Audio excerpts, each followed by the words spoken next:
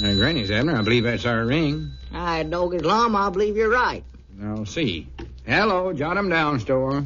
This is Lum and Abner.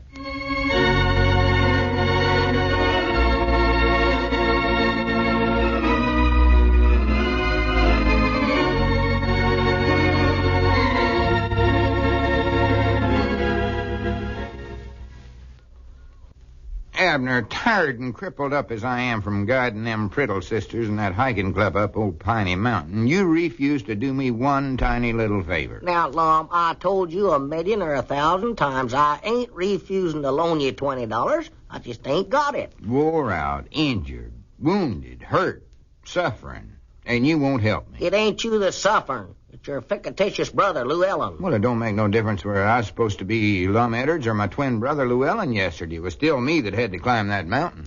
Huh? Oh, yeah. I keep forgetting you're the same feller. It's your move, Abner, if you want to finish this checker game. Oh, just a second, Grandpap. Lum, now, it ain't that I don't feel sorrowful for you. I do. Oh, sure. I know this poison ivy I got all over me hurts you worse than it does me. You ain't got no poison ivy on you. You just told them Priddle women that. Yeah, that's right, ain't it? Why, sure. Well, I had to give him some excuse for Llewellyn to stay home and let Lum call on him tonight.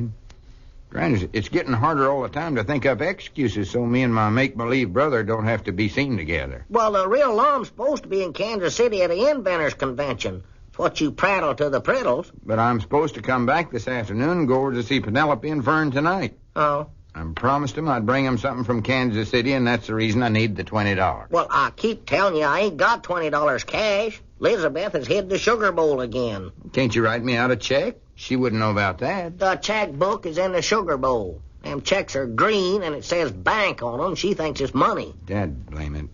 Grandpap, do you think you could raise $20? If I could raise $20, I'd buy me and Charity a couple of railroad tickets to the poorhouse out in sunny California.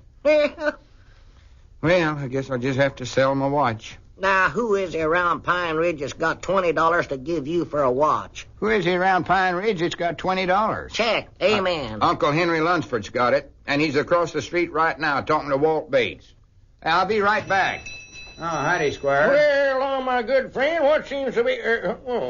good afternoon, Abner, Grandpap. What seems to be bothering Lum? He's run out of here like that. Same old thing. Trouble. Squire Lum needs $20 awful bad, and I ain't got it right now. Well, why don't he get it from Mose Moots? Lum's working for him, isn't he? Yeah, but Mose ain't paying him nothing. See, Lum's working out a $500 debt on account of the check that Lum give Mose to get that brooch back was no good. Abner. Yes, what's that? Strain that through your chin whiskers again, Abner. Abner, hit your move. Well, wait a second here, Grandpap. Yes, I recollect the incident now very well. Lum got hold of a brooch that belonged to a crook, and the crook gave Lum a $500 check to get the brooch back. That's right. But Mose Moots had the brooch, so Lum had to give Mose a check. You mean that check was invalid, Abner? The check weren't no good, so Lum got to work out the $500 for Mose. Abner, hush up and let's get this checker game going. Gentlemen, I hate to say it, but Lum Edwards is an idiot. Amen. In the first place, you should never take a check from a crook unless you're prepared to blackmail him. In the second place, Mose Moots is guilty of receiving money for stolen merchandise. Well, Mose and Lum never knowed it was stole, though, Squire. Grandpap, ignorance is no excuse. If it was, every jail in the country'd be empty. And furthermore, Mose Moots, the barber, that overstuffed cutthroat, is guilty of hiring child labor without paying any wages. Lum ain't no child. He's evidently got a 10-year-old mind, old Grandpap. Gentlemen, when Mose accepted that check, he became involved in a crime as an automatic accessory. And that makes him an auto-accessory if I ever heard of one. That's a pretty good one. Oh, Squire, quit having fun at Lum's expense. Well, on the contrary, Grandpap, I'm going to have some fun at Mose's expense. I'm going to free Lum from the clutches of that thyroid chin scraper before you can say Jack Robinson.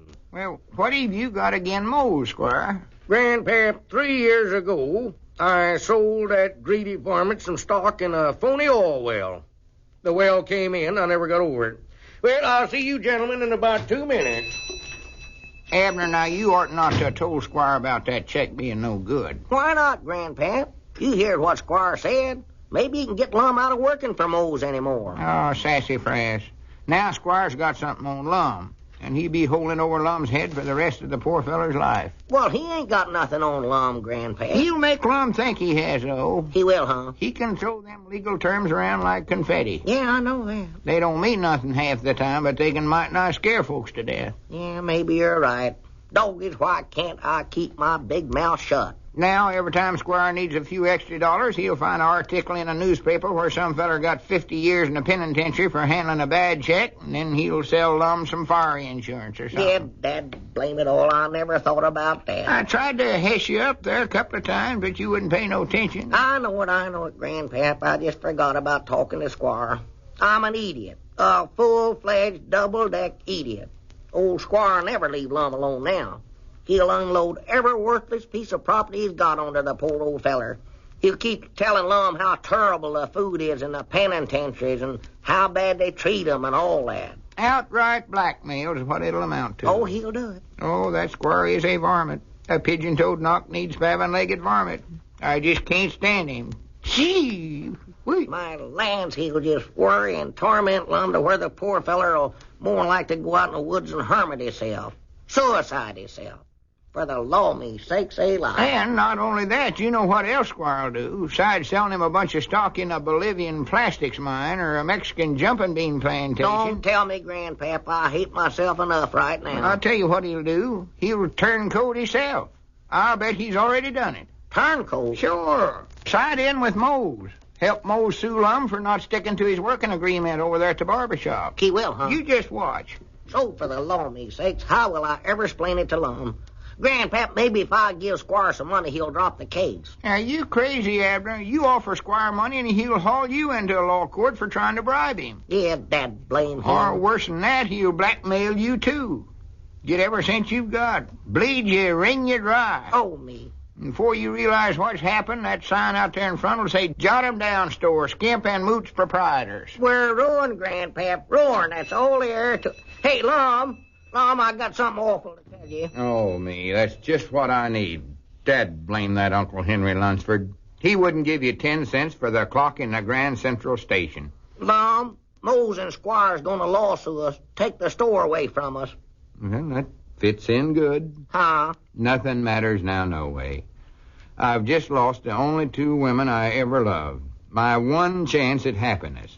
And all on account of, in my hour of poverty, my fair-weather friends turned a deaf ear to my pitiful cry of need. Well, now, Squire, you got your dirty work did in a hurry. Oh, him. Abner, I never dilly-daddle with an opportunity. Lum, I've got a semi-official paper here that requires your immediate attention. If you think you're in trouble, read this. Oh, say. To whom it may concern. I, Mose Moots, do hereby cancel all debts and obligations owed me by Lum Eddards. Well, I'll be a pigeon-toed monkey's uncle. I hereby cease and desist from annoying the said L. Eddards in any manner whatsoever as of now. Well, I'll be a pigeon-toed, spaven-legged monkey's uncle. I further realize I have wrongfully imposed on Mr. Eddards' services. Well, I'll be a pigeon-toed, spaven-legged, hamstrung monkey's uncle, and hereby reimburse him for services rendered to the extent of $20. Well, I'll be a monkey's aunt.